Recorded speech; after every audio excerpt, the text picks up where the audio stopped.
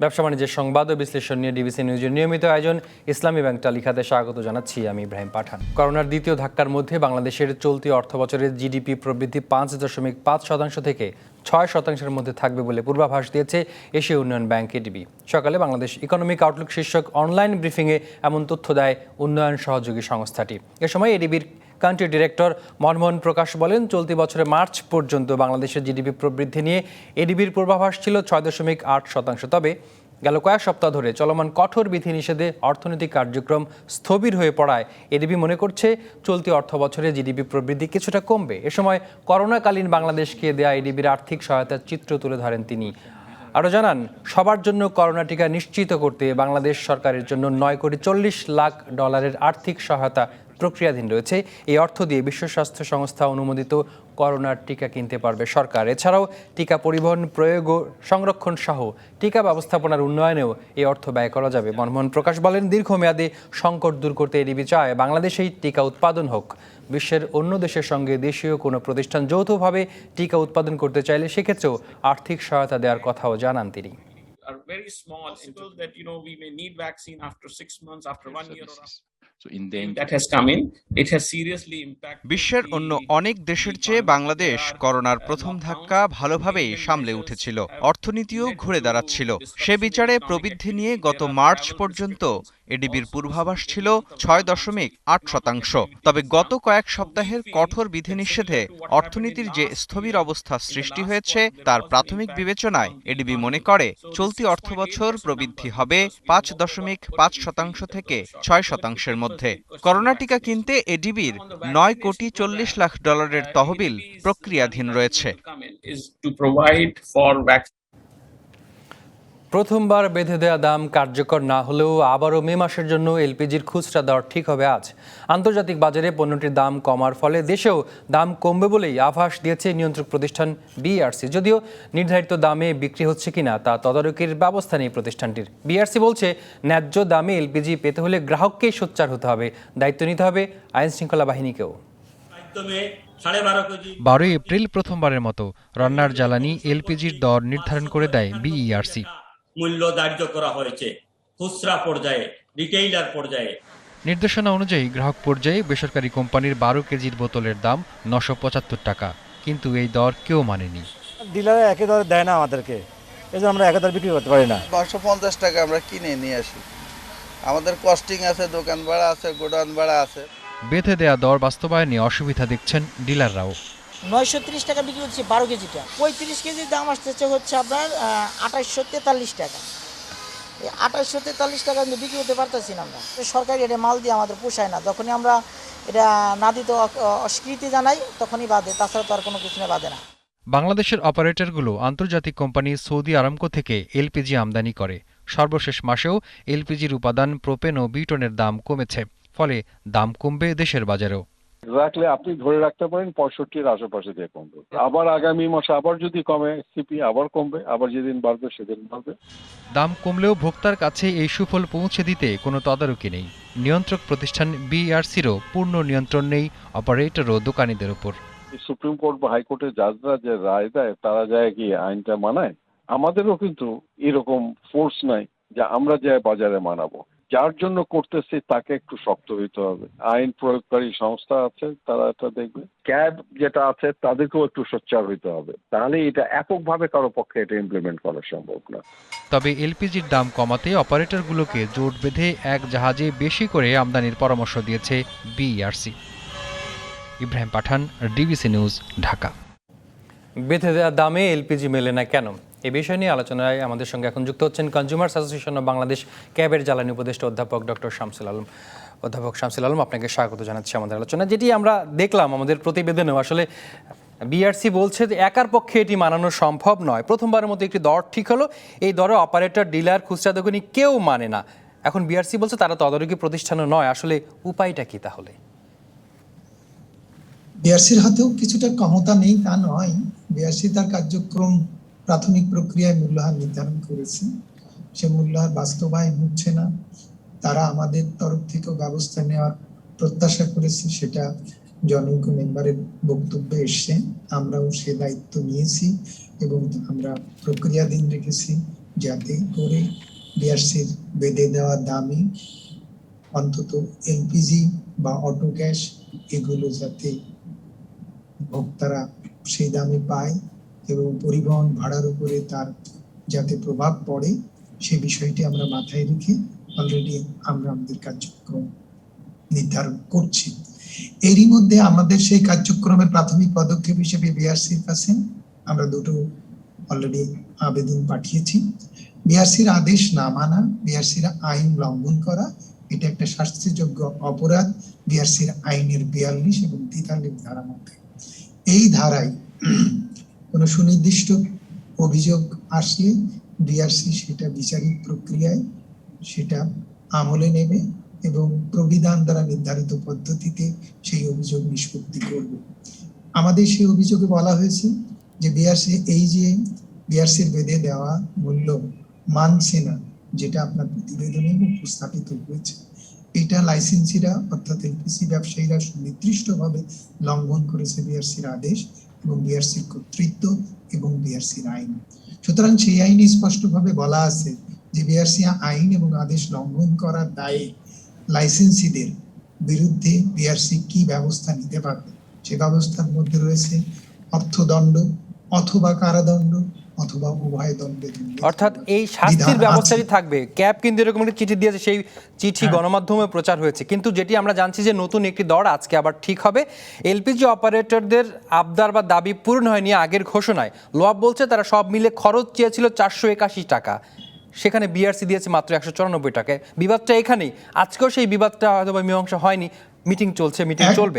এখন প্রশ্ন হচ্ছে যে বিচারিক প্রক্রিয়ায় প্রবিধান দ্বারা নির্ধারিত পদ্ধতিতে এই মূল্যহার নির্ধারণ হয়েছে, আমরাও তো বলেছিলাম যে যখন 866 টাকা মূল্য নির্ধারণের প্রস্তাব সুপারিশ করলো বিআরসি টেকনিক্যাল কমিটি, সেখানেও আমাদের আপত্তি ছিল যে এটা আরো কম হওয়া সম্ভব এবং কোনো অবস্থাতেই 800 টাকার উপরে হবে না এবং কোন কোন জায়গায় কমানো সম্ভব তার একটা লিস্টও আমরা দিয়েছিলাম। এবং সেখানে আমরা এও বলেছি যে বিশেষজ্ঞ কমিটির দ্বারা নিরপেক্ষভাবে কস্ট এলিমেন্ট গুলোর কস্টিং এর যৌক্তিকতা নির্ধারণ করা হোক, কিন্তু যেহেতু বিচারের আওতায় নির্ধারিত হয়েছে, যথাযথ কর্তৃপক্ষ বা কম্পিটেন্ট অথরিটি বা বডি নির্ধারণ করে দিয়েছে, সেটা যদি লোয়াবের কোনো স্বার্থ সংশ্লিষ্ট ব্যাপারে তারা যদি সংক্ষুব্ধ হয় তাহলে তারা সেটা বাতিলের ব্যবস্থা করতে পারে, স্থগিতের ব্যবস্থা করতে পারে, যথাযথ পর্যায়ে ব্যবস্থা সেখানে রয়েছে। কিন্তু তারা কোনো আইনি পদক্ষেপ একটি বিষয় আপনার কাছে জানতে চাই যে প্রতি মাসে একবার করে এলপিজির দর নির্ধারিত হবার কথা, সেখানে একটি কমিটি গঠনের কথা বলেছিল বিআরসি, সেখানে ক্যাবেরও অংশগ্রহণ থাকার কথা, কিন্তু ক্যাব সেখানে সায় দেয়নি, সেখানে যায়নি। গ্রাহকের যে অংশগ্রহণ ক্যাবের মাধ্যমে হওয়ার কথা সেটি তো হচ্ছে না, তাহলে ক্যাবের এখানে দায়িত্বটা কি? তাহলে প্রশ্ন হচ্ছে কি যে মূল্য নির্ধারণ প্রক্রিয়াটা নিরপেক্ষ হতে হবে এবং সেই নিরপেক্ষ সংস্থা হিসেবে আইন দ্বারা স্বীকৃত বিআরসি আইনে স্বীকৃতি দেওয়া হয়েছে যে বিআরসি নিরপেক্ষ প্রতিষ্ঠান। সেই নিরপেক্ষ প্রতিষ্ঠান বিচারিক প্রক্রিয়ায় যে মূল্যায়ন নির্ধারণ করবে তার প্রথমেই হচ্ছে প্রস্তাব মূল্যায়ন করতে হবে, বিআরসি কি করতে হবে। এযাবৎ বিআরসি তার টেকনিক্যাল কমিটি দিয়ে সেই মূল্যায়ন করেছে। এখন সেই মূল্যায়ন কমিটিতে যদি পক্ষগণ সংশ্লিষ্ট পক্ষগণকে অন্তর্ভুক্ত করা হয় তাহলে আবার তাদেরকেই শুনানিতে ডাকা হয়, তারাই আবার পক্ষ বিপক্ষ হিসেবে যদি সেখানে যুক্তি তর্ক যাচাই বাছাইয়ের অংশ নেয় তাহলে এই প্রক্রিয়া স্বার্থ সংঘাত মুক্ত হয় না, নিরপেক্ষ থাকে না। অর্থাৎ প্রক্রিয়াগত সমস্যার কারণেই ক্যাব মূলত এখানে অংশগ্রহণ করছে না। আমরা আশা করছি সেটি অবশ্যই মিটমাট হয়ে যাবে। আপনাদের যে পরামর্শ বিআরসি সেটি নিশ্চয়ই সেটি মেনে নেবে। অসংখ্য ধন্যবাদ অধ্যাপক শামসুল আলম আমাদেরকে আজকে সময় দেওয়ার জন্য। আপনাকেও ধন্যবাদ। অধ্যাপক শামসুল আলম ক্যাবের জ্বালানি উপদেষ্টা আমাদের সঙ্গে যুক্ত হয়েছিলেন। এবার যাচ্ছি পরের খবরে। করোনার ক্ষতি কাটিয়ে উঠতে ক্ষুদ্র ও মাঝারি শিল্পের উদ্যোক্তারা 1 লাখ থেকে সর্বোচ্চ 75 লাখ টাকা পর্যন্ত ঋণ পাবেন। এই ঋণের সুদের হার হবে 4%। 2 বছরে 24 কিস্তিতে এই ঋণ পরিশোধ করতে পারবেন ক্ষুদ্র উদ্যোক্তারা। সরকারের দ্বিতীয় দফায় ঘোষিত প্রণোদনা প্যাকেজের আওতায় এই ঋণ দেওয়া হচ্ছে। সরকারের দেয়া বিধিনিষেধ উঠে গেলে ঋণ বিতরণের প্রক্রিয়া শুরু হবে বলে জানিয়েছে এসএমই ফাউন্ডেশন। ক্ষুদ্র উদ্যোক্তাদের মধ্যে 100 কোটি টাকা ঋণ বিতরণের জন্য 11টি ব্যাংক ও আর্থিক প্রতিষ্ঠান বাছাই করেছে এসএমই ফাউন্ডেশন, যার মধ্যে 5টি ব্যাংক ও আর্থিক প্রতিষ্ঠানের সঙ্গে চুক্তির কাজ শেষ।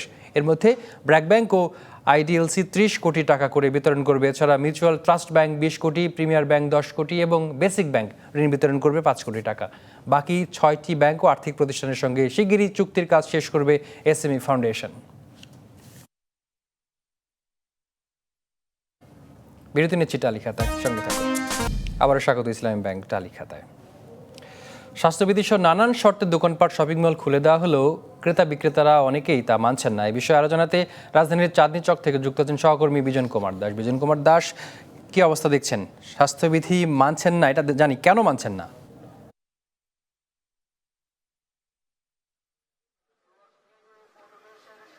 দেখুন, আমি যে মার্কেটটিতে আছি, গাউসিয়া মার্কেট, এই মার্কেট কর্তৃপক্ষ তারা চেষ্টা করছেন তাদের এখানে যত ক্রেতারা প্রবেশ করছেন তাদেরকে মাস্ক ব্যবহার করতে এবং হ্যান্ড স্যানিটাইজার দিতে, এবং তারা নিজেরাই তদারকি করছেন। আমি দেখছি কিছুক্ষণ আগে থেকে তারা কমিটির লোকজন যারা আছেন তারা নিজেরাই বিভিন্ন ভাগে ভাগ হয়ে তারা মার্কেটে তদারকি করছেন এবং দেখছেন যারা মাস্ক ব্যবহার করছেন না তাদেরকে মাস্ক ব্যবহারে বাধ্য করছেন, বিনা পয়সায় তারা ব্যবহার করছেন। আমি বলেছিলাম আগের লাইভে যে আসলে আস্তে আস্তে ক্রেতার একটু বাড়ছে, চাপ বাড়ছে, বিশেষ করে গাউসিয়া মার্কেট, চাঁদনী চক, চন্ডিবা সুপার মার্কেট। এখানে আছেন মার্কেটের, গাউসিয়া মার্কেটের যে দোকান মালিক সমিতির সাধারণ সম্পাদক আনোয়ার সাহেব। তার কাছে জানতে চাইবো, আপনারা স্বাস্থ্যবিধি মানার জন্য আপনারা কি কি পদক্ষেপ নিয়েছেন? আসলে আপনারা দেখতে পাচ্ছেন আমাদের প্রতিটা গেটে hand sanitiser, temperature machine, mask, আমরা মাস্ক ফ্রিতে দিচ্ছি এখানে, এবং আমরা অফিসের পক্ষ থেকে, সমিতির পক্ষ থেকে 100% তদারকি করতেছি। আপনারা দেখতে পাচ্ছেন প্রতিটা গেটে গেটে আমাদের কর্মকর্তারা আছে এবং প্রতিটা দোকানদারকে অ্যালার্ট করে দেওয়া হয়েছে মাস্ক ছাড়া কোনো কাস্টমারকে ঢুকতে না দেওয়া হয়, এবং সোশ্যাল মেনটেন করে, সামাজিক দূরত্ব বজায় রেখে আমরা দোকানদারি করার জন্য সবাইকে অনুরোধ করতেছি। আমরা দেখছি যাত্রী ক্রেতার উপস্থিতি একটু বাড়ছে, আপনি কি দেখছেন? না, কাস্টমার আমাদের এখন অত কাস্টমার নেই, যেহেতু আমাদের পরিবহন বন্ধ আছে, অতএব আমাদের বাইরের কাস্টমারগুলো আসতে পারছে। আপনারা দেখতেই পাচ্ছেন মার্কেটের কাস্টমার আজকে একটু হালকা বেশি দেখা যাচ্ছে, কিন্তু এই কয়েকদিন কিন্তু আমাদের কোনো কাস্টমার ছিল না। আপনাকে অনেক ধন্যবাদ। যেমনটি বলছিলেন যে ক্রেতার উপস্থিতি কিছুটা বেড়েছে, তবে গণপরিবহন খুলে দিলে যাত্রী ক্রেতাদের উপস্থিতি আরো বাড়বে, তাদের বিক্রি কিনে অনেকটা ভালো হবে বলে সেই প্রত্যাশা। সতর্ক হওয়ার কোনো বিকল্প নেই। যারা কেনাকাটা করতে যাবেন এইরকম ভিড়ের মধ্যে অবশ্যই সতর্ক হতে। অসংখ্য ধন্যবাদ যুক্ত হওয়ার জন্য। বিজন কুমার দাস যুক্ত হয়েছিলেন। বাজারে চালের চড়া দামের মধ্যে উচ্চ হারে মুনাফা করছেন ব্যবসায়ীরা। কৃষি বিপণন অধিদপ্তর সম্প্রতি এক হিসাব দেখিয়ে বলেছে, চালের বাজারে যে যৌক্তিক মূল্য হওয়া উচিত তার চেয়ে কেজিতে 1 থেকে 11 টাকা পর্যন্ত বেশি নিচ্ছেন ব্যবসায়ীরা। আমরা একটু দেখে নিতে চাই যে মোটা চাল যেটি যৌক্তিক মূল্য হওয়া উচিত কৃষি বিপণন অধিদপ্তর হিসাবে 43 থেকে 45 টাকা, সেটি বিক্রি হচ্ছে 46 থেকে 48 টাকা। মাঝারি চাল যেটি সবচেয়ে বেশি মোটামুটি খেয়ে থাকেন মানুষ, 49 থেকে 50 টাকা যৌক্তিক মূল্য হওয়ার কথা। যেটি মিল গেটে যখন চালটি সংগ্রহ করা হয় সেখান থেকে একদম দোকানের ঘর পর্যন্ত আনা পর্যন্ত যে খরচ সব মিলিয়ে কিন্তু এটি ঠিক করা হয়েছিল, সেটি দেখা যাচ্ছে বাজারে 55 টাকা পর্যন্ত বিক্রি হচ্ছে। মিনিকেট যেটি 53 থেকে 56 টাকা যৌক্তিক দাম যেটি হওয়া উচিত গ্রাহক পর্যায়ে, খুচরা পর্যায়ে, সেটি 65 টাকা পর্যন্ত। এবং নাজির শাইল যেটি চিকন চাল সেটি 68 টাকা পর্যন্ত বিক্রি হচ্ছে। এবং এই জায়গাটি বলা হচ্ছে যে 11 টাকা পর্যন্ত নাজির শাইল চালে সর্বোচ্চ মুনাফা করছেন। 1 কেজি চালে সর্বোচ্চ যদি 68 টাকা বিক্রি, সেখানে 1 থেকে 11, 4 টাকা, 5 টাকা, 6 টাকা পর্যন্ত মুনাফা করছেন ব্যবসায়ীরা। এইটি মূলত কৃষি বিপণন অধিদপ্তর সম্প্রতি এক হিসাব দেখিয়ে বলেছে। এবার যাচ্ছি পরের খবরে। আজ থেকে বোরো ধান সংগ্রহ অভিযান শুরু হয়েছে। চলতি মৌসুমে 6.5 লাখ টন ধান সংগ্রহের লক্ষ্যমাত্রা নির্ধারণ করেছে সরকার। নওগাঁয় ভিডিও কনফারেন্সের মাধ্যমে এর উদ্বোধন করেন খাদ্যমন্ত্রী সাধন চন্দ্র মজুমদার। এই মুহূর্তে সেখানে রয়েছেন সহকর্মী একে সাজু। বিস্তারিত জানতে চলে যাচ্ছি তার কাছে। একে সাজু, উদ্বোধন তো বোধহয় হয়ে গেছে, সরাসরি কৃষকের কাছ থেকে ধান নেওয়ার কথা, সেটি আসলে বাস্তবায়ন করা যাচ্ছে, কি দেখছেন?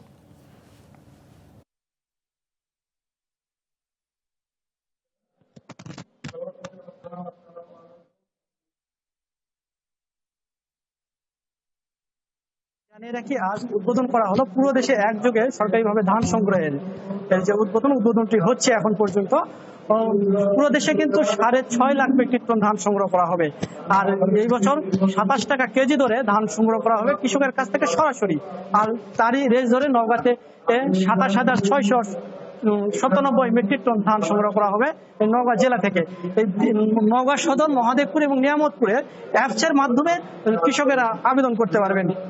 তবে আমি গত এক সপ্তাহ আগে থেকে কৃষকেরা ধান উঠতে শুরু করেছে। আমি বাজারগুলোতে দেখেছি যে ধানের দাম কিন্তু 800 থেকে 900 টাকা কেজি দরে মন দরে বিক্রি হচ্ছিল, কিন্তু এই যে সরকার যে দাম নির্ধারণ করে দিয়েছে 27 টাকা, এতে 1080 টাকা কেজি মন দরে ধান বিক্রি করতে পারবেন। এই দাম নিয়ে কিন্তু কৃষক খুশি, কিন্তু কৃষকের তারপরেও কিন্তু একটা দাবি রয়েছে, এই যে দাম নির্ধারণ করা হয়েছে এটি যেন সিন্ডিকেট, মিল মালিকেরা যেন সিন্ডিকেট না করে, তারা কুক্ষিগত না করে, তাদের মন গড়া ভাবে যেন দাম না দেয়। এই জন্য প্রশাসনের পক্ষ থেকে একটি মনিটরিং টিম গঠন করে এই বাজার নিয়ন্ত্রণ করার দাবি জানিয়েছে। তাহলে এই কৃষকেরা যে সরকার যে নির্ধারিত দরে দাম নির্ধারণ করে দিচ্ছে, এই দরে কৃষক ধান বেচতে পারবে, আর এই দরে ধান বিক্রি করতে পারলে কৃষকেরা লাভবান হবে। জি, একে সাহায্য এবার গতবারের তুলনায় 1 টাকা কিন্তু কেজি প্রতি বাড়িয়ে দিয়েছে সরকার, যেন কৃষক একটু সুবিধা পায়। অসংখ্য ধন্যবাদ যুক্ত হওয়ার জন্য। একে সাহায্য যুক্ত হয়েছিলেন নওগাঁ থেকে। দুপুর 12:30টায় লেনদেন শেষ হয়েছে ঢাকার পুঁজিবাজারে। জানিয়ে দিচ্ছি আজকের বাজার পরিস্থিতি। লেনদেন শেষ হবার পরে কি অবস্থা দাঁড়িয়েছে। আজকে ইতিবাচক প্রবণতার মধ্য দিয়ে লেনদেন শেষ হচ্ছে 38 প্রায় 39 পয়েন্ট যোগ হচ্ছে। ঢাকার বাজারের প্রধান সূচক ডিএসইএক্সে অবস্থান করছে 5461 পয়েন্টে। ডিএসইএস এবং ডিএস30 এই দুটি সূচকও বেশ ভালোই বেড়েছে। ঢাকার বাজারে আজকে 940 কোটি টাকা লেনদেন হচ্ছে, প্রায় 1000 কোটি টাকা। এবং হাত বদলার শেয়ারগুলোর মধ্যে 170টির দাম বেড়েছে, 109টির দাম কমেছে, অপরিবর্তিত আছে 71টির দাম। আজকে সকালবেলা লেনদেনের শুরু থেকে ক্রমাগত আমরা দেখছি যে বাজারে এক ধরনের ঊর্ধ্বমুখী প্রবণতায় ছিল। এবার একটু দেখে নেব টপ 20 শেয়ারের মধ্যে এগিয়ে আছে কোন কোম্পানিগুলো। বিবিধ খাতের প্রতিষ্ঠান বরাবরের মতো 1 নম্বরে আছে। 86 টাকায় সর্বশেষ লেনদেন হয়েছে। আজকে 899 কোটি টাকা লেনদেন হয়েছে কোম্পানিটির। Lafarge Holcim Bangladesh limited cement খাতের প্রতিষ্ঠান, সেটি 63 কোটি টাকা লেনদেন হয়েছে। সব মিলে 62.6 টাকা সর্বশেষ হাত বদল হয়েছে। ব্রিটিশ আমেরিকান টোবাকো 3 নম্বরে আছে, 31 কোটি টাকা লেনদেন হয়েছে। 518.4 টাকা সর্বশেষ লেনদেন হয়েছে। বেক্সিমকো ফার্মা ওষুধ খাতের প্রতিষ্ঠান 191.8 টাকা লেনদেন হয়েছে সর্বশেষ। 23 কোটি টাকা সর্বশেষ মোট মিলিয়ে লেনদেন হয়েছে আজকে। এবং 5 নম্বরে আছে লঙ্কা বাংলা ফাইন্যান্স, এটি 20 কোটি টাকা লেনদেন হয়েছে বাজারে সর্বশেষ সব মিলিয়ে আজকে। এই ছিল ঢাকার বাজারের আজকের সর্বশেষ পরিস্থিতি। চলতি বছর যুক্তরাজ্যের ইতিহাসে সর্বোচ্চ প্রবৃদ্ধি হতে পারে বলে মনে করছেন বিশেষজ্ঞরা। যুক্তরাজ্যের গবেষণা প্রতিষ্ঠান ইয়াও আইটেম ক্লাব 2021 সালের জন্য প্রবৃদ্ধির পূর্বাভাস 5% থেকে 6.8% উন্নীত করেছে। অর্থনীতিবিদরা বলছেন, টিকাদান কর্মসূচি এবং বিধিনিষেধ শিথিল করার কারণে প্রবৃদ্ধির পালে হাওয়া লাগবে। গত বছরটা ছিল যুক্তরাজ্যের জন্য বিভীষিকাময়। কোভিডের আঘাতে দেশটির জিডিপি সংকোচন হয় 9.9%। ফলে দুর্বল ভিতের উপর দাঁড়িয়ে এবার যুক্তরাজ্যের প্রবৃদ্ধির হার প্রায় 7% উঠবে।